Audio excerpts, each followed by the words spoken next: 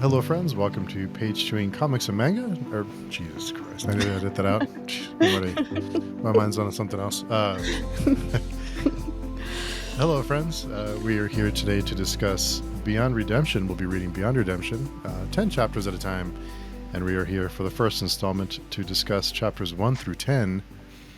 And I'm here with my friend Varsha. Varsha, thank you for coming along the ride. Yeah, this was fun. I enjoyed reading chapters that were 10 pages long. I've been reading a lot of books that have at the minimum of 50-page long chapters, so this was a good change of pace.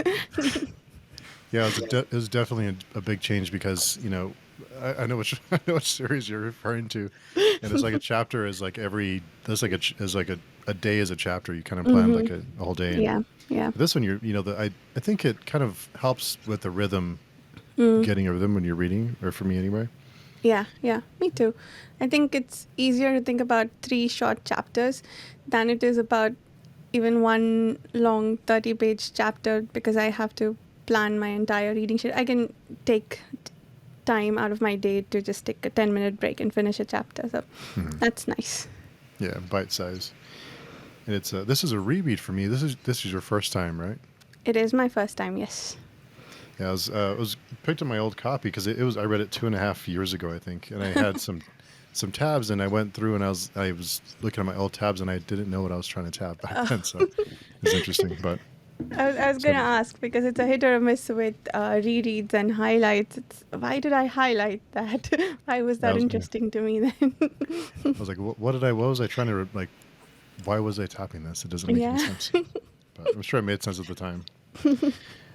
But this one, I love this world. I love the world building in this one. What did you think? What were your impressions?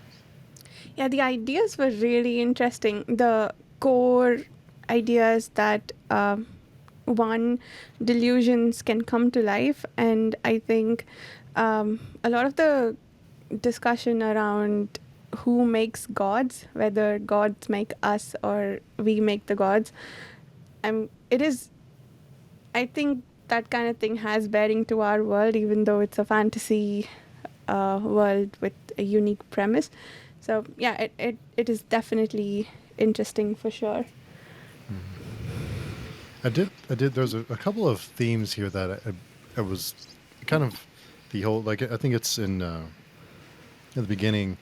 The more people believe something, the truer it becomes. And like you said, it kind of ties into our world, and also communication is manipulation.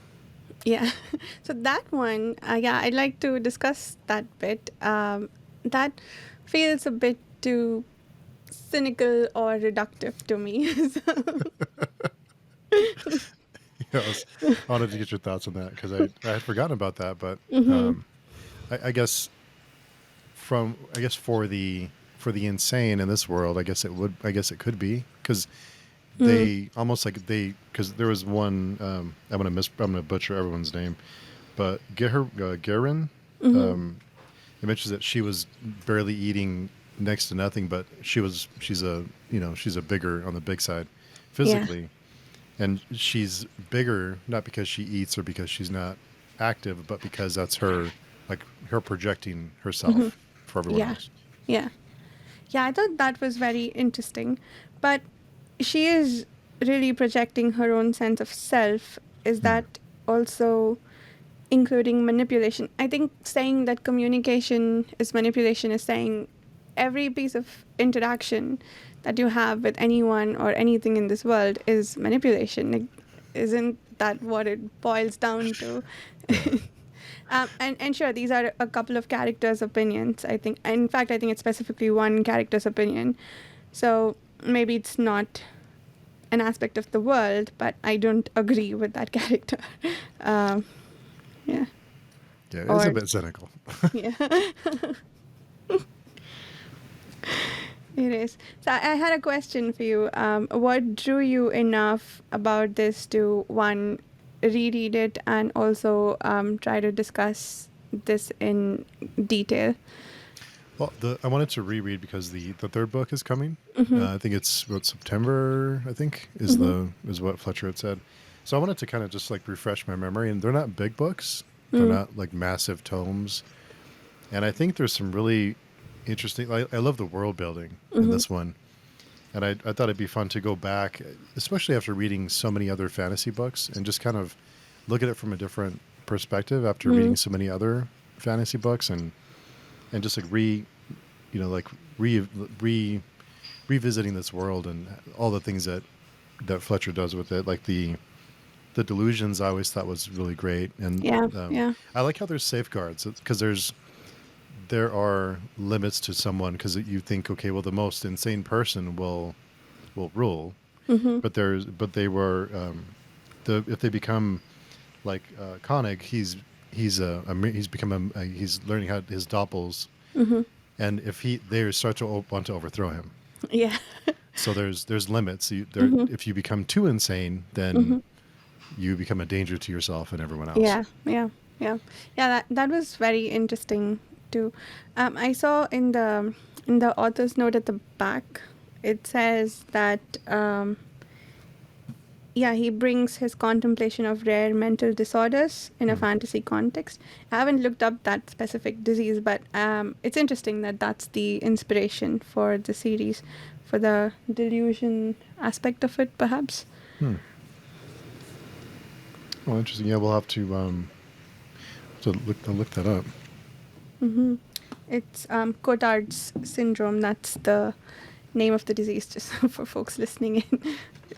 Let's see what we can find. Also known as Cotard's delusion, or walking corpse syndrome, is a rare mental disorder in which the affected person holds the delusional belief that they are dead, do not exist, are purifying, or have lost their blood or internal organs. Interesting. We haven't met anyone with that particular delusion yet, right? Not yet. Yeah. That is really interesting, though. I don't think I've ever heard of that before now. Yeah, that's really cool. Hey, Dan. Hey, sorry about that. I had like an emergency at work, and I was completely forgot about it, trying to fix it. Oh, no worries. No worries, Dan. Glad you can make it. Yeah. At what point of the discussions were you? Oh, we had just started. We were just discussing on the back of the book.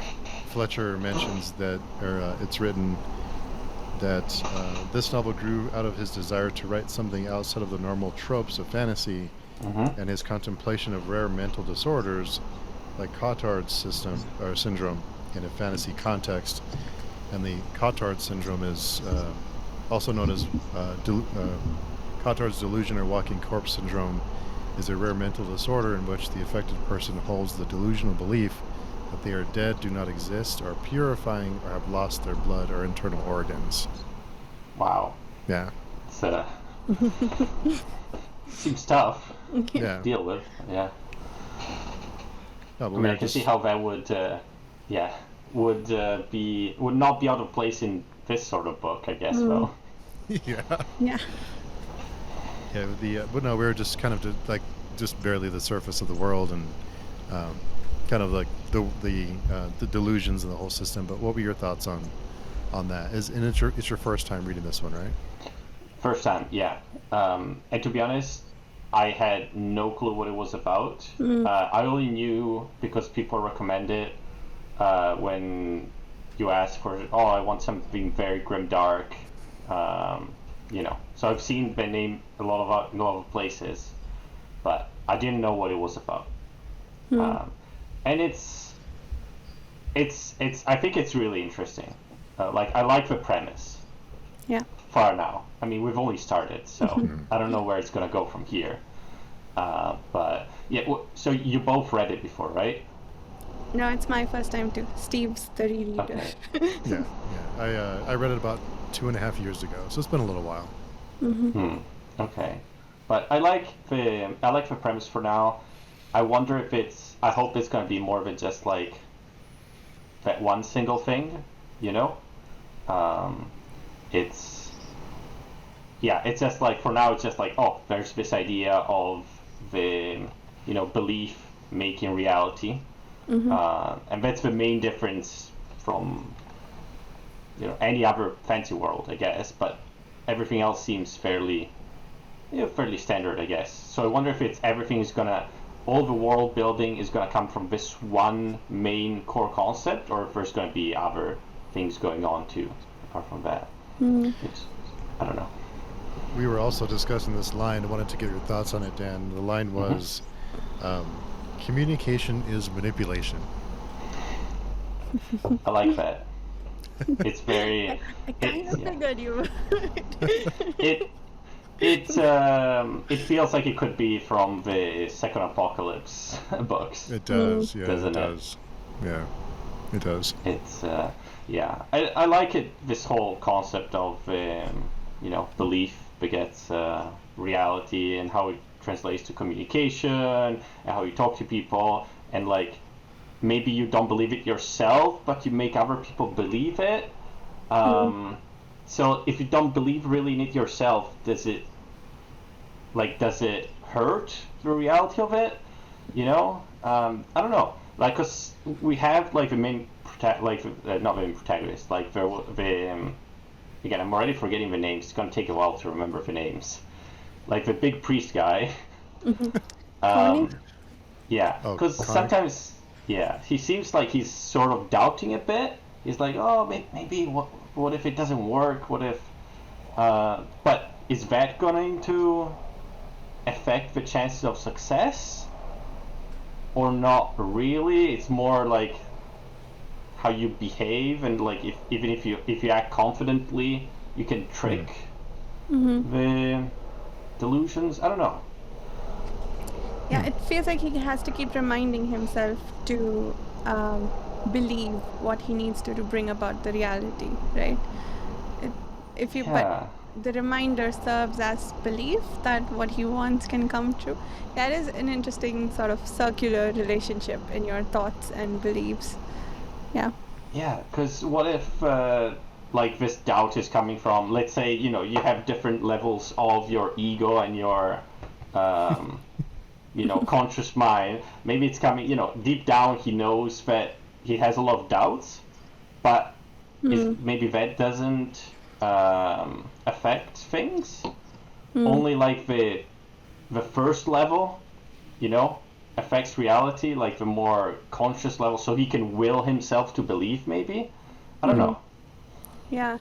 And they also seem to be getting more powerful delusionists without really trying, right? That this feels like something that you could train and become more powerful at. But both Koenig and the Hasselbrand, I don't know how to say her name, but they both are surprised at the increase in their power, right? Or they are at least afraid of it. So what you said earlier, Steve, that there is a limit to how they can exercise their power. There is, and the limit is that they start hurting themselves.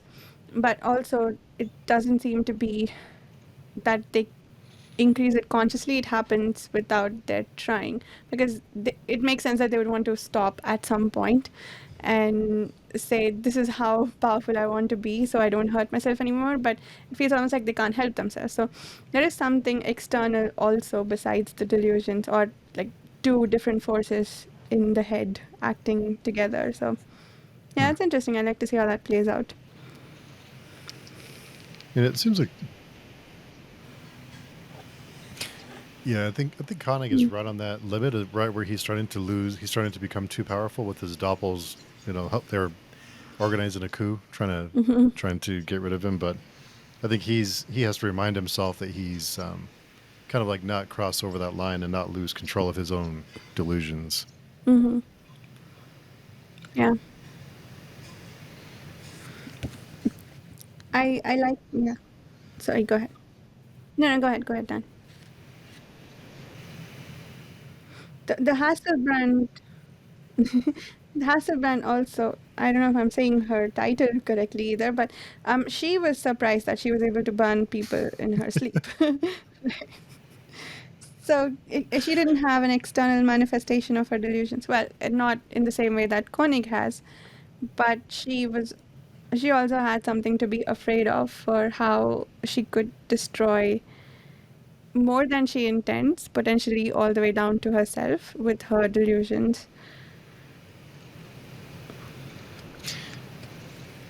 Yeah, I like the dream she had, and then she wakes up and she's convinced that the soup was poisoned. And Yeah. she's like, "I told you the soup was poisoned." And everyone's like, pile of ash.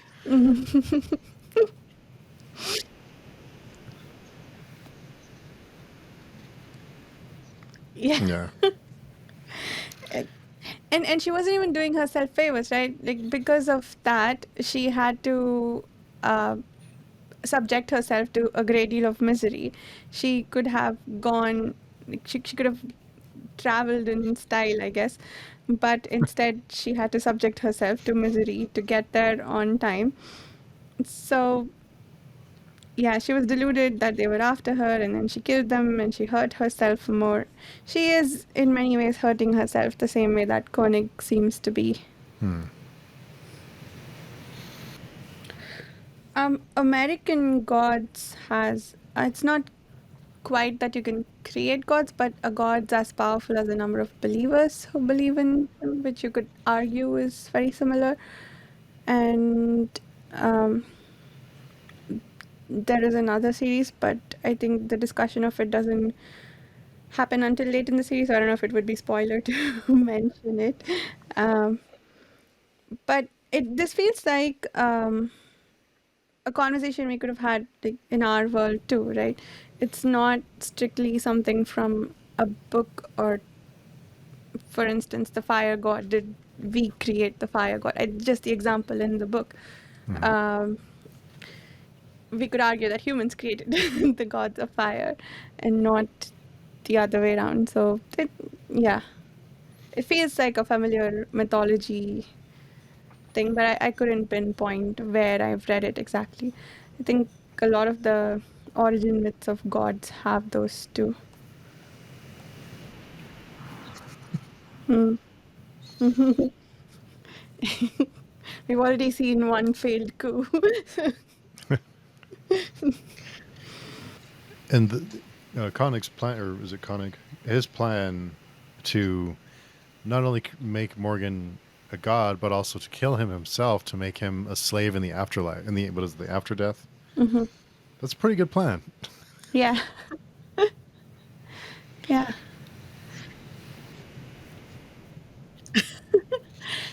I think Egyptian culture does have that, slaves. Yeah, it looks like ancient Egyptian retainer sacrifices Hmm. is a type of human sacrifice in which pharaohs and occasionally other high court nobility would have servants killed after the pharaoh's deaths to continue to serve them in the afterlife. Hmm. That's brutal. I thought this one, in this world, it was that whoever you kill will serve you in the after death, right? Yeah. So not necessarily slaves. In fact, if you did have slaves, if you didn't kill them yourself, they might not serve you in the after death, it sounds like. So, but yeah, the concept of having slaves in the after death is interesting. Mm, yeah, yeah. Yeah, exactly. There were statements in the book that I think conversations between characters in the Hasselbrand, I think, whoever's talking to her, she says, I don't know their names. How will they serve me in the after death? And whoever's talking to her, which person we don't know yet, they tell her they will if you believe it, right? Something to that effect. And I think Koenig is even curious as to if he poisons Morgan, if it'll still count as Yeah, as a yeah. death. Yeah. And then concludes that if he believes it does, or some. Yeah, yeah. There's a lot of interesting circular dependencies in this world. Mm, yeah. So the only free people are those who die in their sleep, apparently. Yeah. It seemed partially embedded, is what I read it as. I don't know, Steve, do you know more? Yeah, I kind of saw it as just like there's shards of glass everywhere, Hmm. and yeah, kind of like it's just even I think there's even some in her fingers, right, or that Hmm. were in her face Yes. too. What did you guys think of the other trio? I'm gonna butcher their names too, but is it Stal? Is it Stalin? Stellan Stillen? sounds Stalin? right. Yeah. I was Uh, saying Stellan in my head, I suppose. and the greatest swordsman. Yeah. Yeah. Yeah. He's also with the wonderful opinion about communication being manipulation. Hmm. Hmm. So far, Yeah, seems to work. And oh, I had a question about this at some point. Let me see if I can find my notes. But there was again that circular aspect of the becoming the greatest swordsman that I don't remember what my point of discussion was there. I'll see if I can remember it. Mm, yeah. yeah, yeah. Yeah, exactly. That was interesting because then like he knows he's not the greatest and mm, Yeah. and that's Koenig's uh purpose. Well, I think was it Garen? Garen believed, she projected her physical image on everyone else because she was thin and she projects herself as being a little portly. So maybe you can make other people believe things if you project enough. Mm, Yeah. yeah. Yeah. So they're manipulating other people even to believe things that they don't. That makes Hmm. sense. Yeah, he does seem to be actually defeating people. So maybe he does use some manipulation, or maybe, like you said, he's just good with the sword. Yeah. Hmm. We don't think that Bidect and Stellan have any delusionary powers, right? Not yet. I don't think so. Mm-hmm. Yeah. Mm, I did like when Stellan kills all the priests. yeah. She comes back and she like has to explain that she killed everyone. That was funny. That interaction was funny. And yeah, that, so, um, I'm yet to form an opinion on Stellan, but I like that she's like, screw that, I'm going in through the front door and killing everyone I see. And then she comes back out and then puts her clothes down and says, nope, I gotta kill even more people.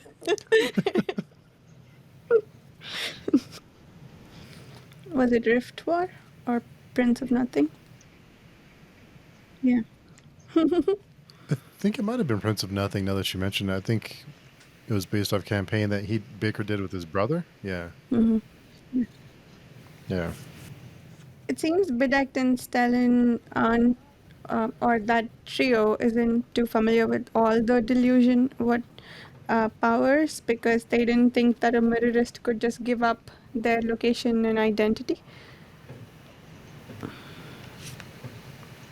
It's almost like a heist on the side. It's almost like these three are like on a it's almost turning into like a black humor heist Hmm. subplot. Yeah. What did you both think about the descriptions of Bedecked and Stellan? They induced a lot of disgust in me, which, I didn't enjoy reading about it, but job well done by the author, I think, because I think that's what they were going for. So Oh. more than the physical aspects, it was, the lack of cleanliness, I guess. Like we got to hear about Bidek's snot several times, and to the point where I started to think I had a cold, and and the Hasselbrand's view of Stellan. She Hmm. goes on about how matted and dirty her hair is, and apparently she likes that sort of thing. But but the descriptions were not nice to read about. So I think, yeah, it is clear that they're all described as being ugly, but also their lack of cleanliness is interesting. Um, yeah, it's You know, I, effective. But Yeah. I yeah, didn't even think of that until you mentioned it about that they're all. I don't think there's anyone it's attractive. no. And attractive is in this world how unclean and dirty they are, apparently, because that's what I should stop calling her the Hasselbrand. What's her name? It starts with a G. Garen, Garen. is it Garen? Garen, yeah. She likes that about her. So she's attracted to Stellan for those reasons and her quiet efficiency in killing people, right? Yeah. Yeah. And Yeah. you wonder because they are projecting themselves. Well, some of them are. The ones who are able are projecting themselves.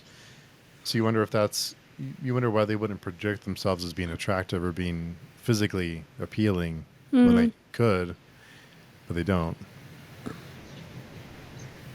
Maybe in this world, yeah. Yeah. The opening scene has a dirtyish city with people, dark eyes, looking in through, I guess, dilapidated windows, looking out, sorry. Um, yeah, I don't usually build a lot of pictures in my head. It's very vague shapes, if that. I think for this world, it's just dark gray. That's the image I have of what everyone is. Mostly shadows and grayness and lack of light is what I visualize, in as much as whether you can call what I do as visualize is arguable, but that's what I think of. For some reason, all the buildings are blackish, even from the exterior. It, yeah, it's interesting. Very. I kind of see it like as a medieval Wild West almost. I guess from the trio, kind of these like a wasteland like you mentioned.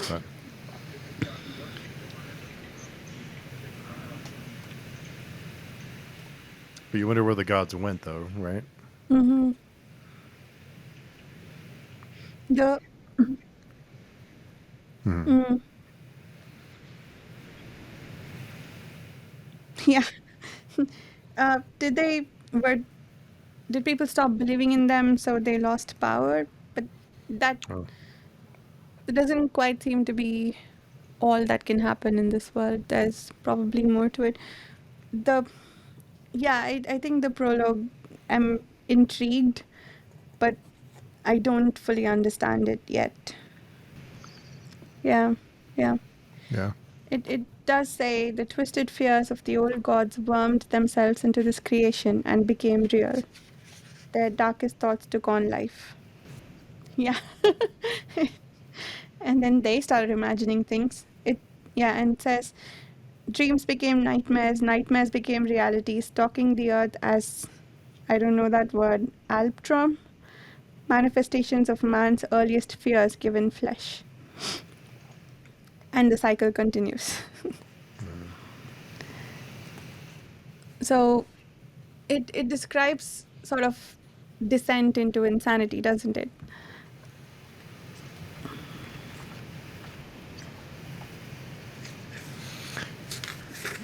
Really good prologue too. I forgot how Yeah, it's very.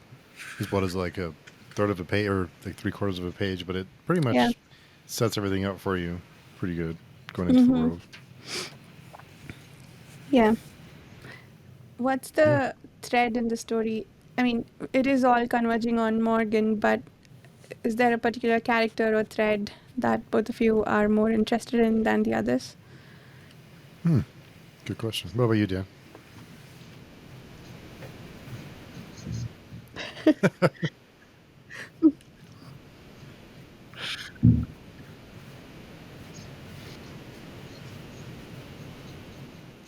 Hmm. Oh, but I haven't read it yet. oh man, I can't believe I'm forgetting his name. Blocked? No? Proctor. Okay. Yeah. Mhm.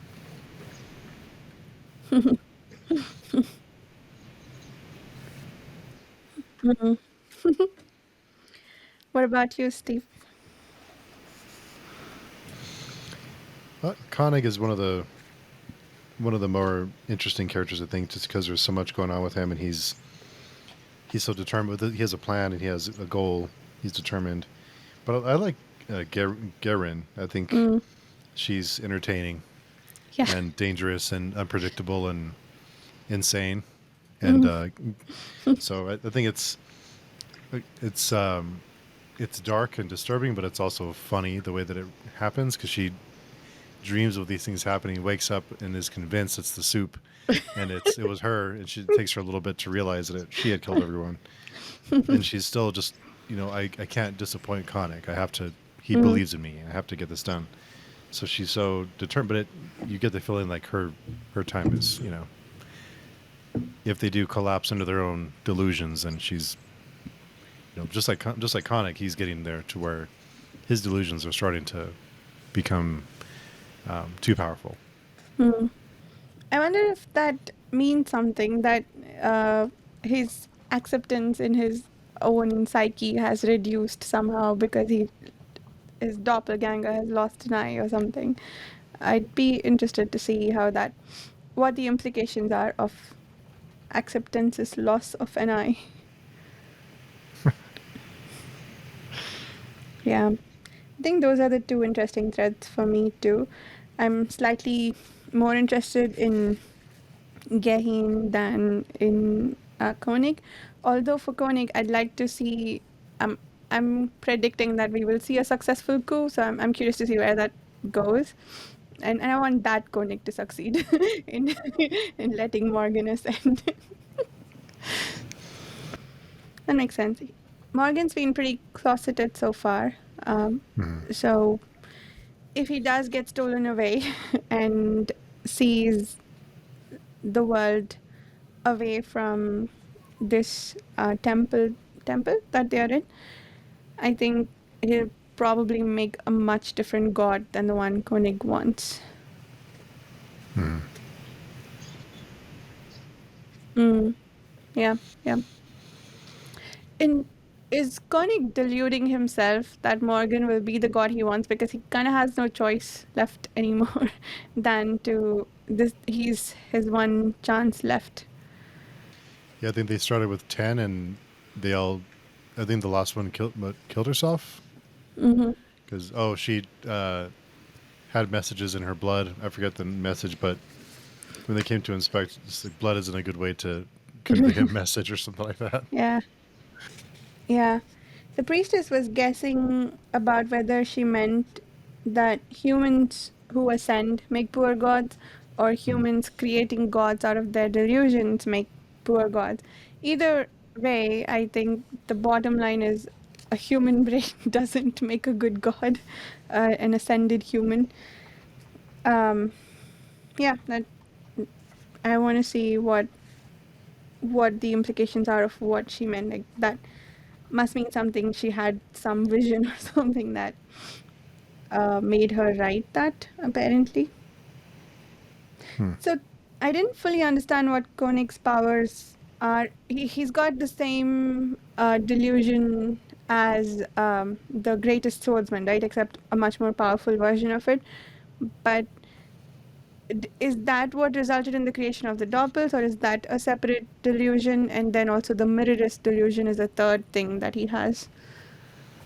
I think that's a delusion because the greatest swordsman, he seems to be the only one, at least so far, who has been revealed to us to be delusional, and this is the delusion he has, the one of manipulation, and he has dead eyes or something by which we know. Yeah, Yeah. yeah, getting people to follow him, right? But yeah, so I was curious whether the doppels resulted from that delusion getting extremely powerful, or if he has three delusions instead of just. So the mirrorist one is separate. We know that because someone, the scientist, we should talk about him. The scientist uh, realizes that when he sees the mirror images, that uh, this guy is becoming multi-delusional, but he was already aware of the doppels. Yeah, Yeah. that was funny. Yeah. So, what did you guys think of the scientist? Any opinions there? Yeah, I wondered if she was the priest that Stellan followed and killed.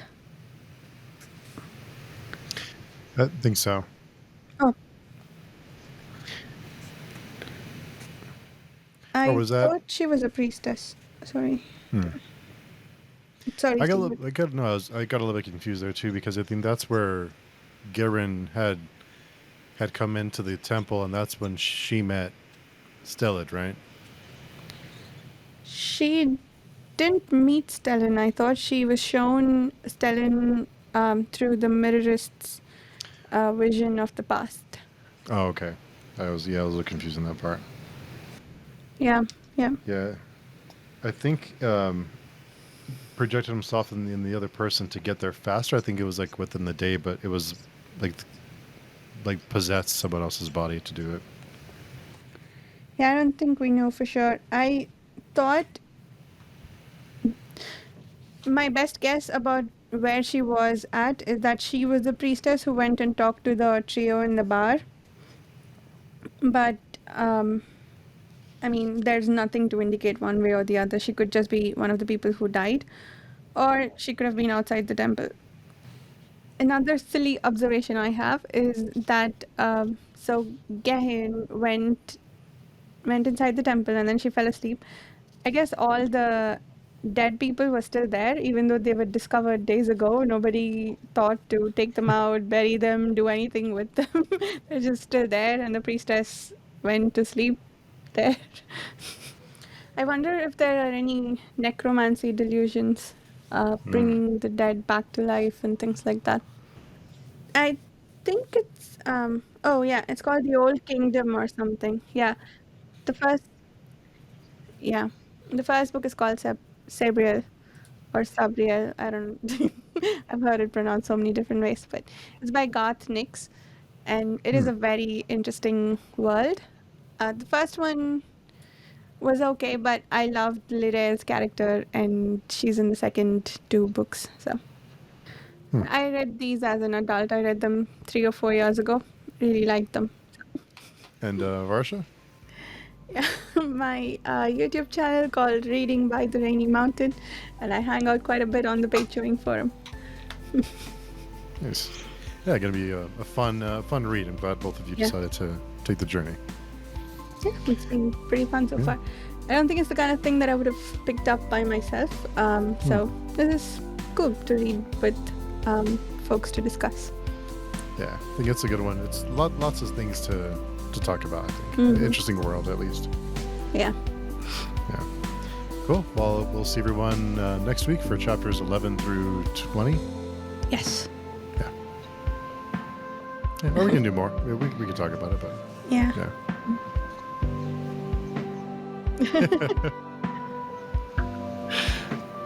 Yeah. I do have time this week if you want to read a bit more. But, Yeah, I'm good for whatever you guys want to do. Okay. Do we want to read 15? And Sure. yeah. do that. Okay. So 11 through 15? Or sorry, Yeah. 11 through 25? Jeez. Yeah. It's been a day. Cool. Yeah. Sounds good. So we'll see everyone next week for 11 through 25. All right. Thanks. Bye. Bye. Bye.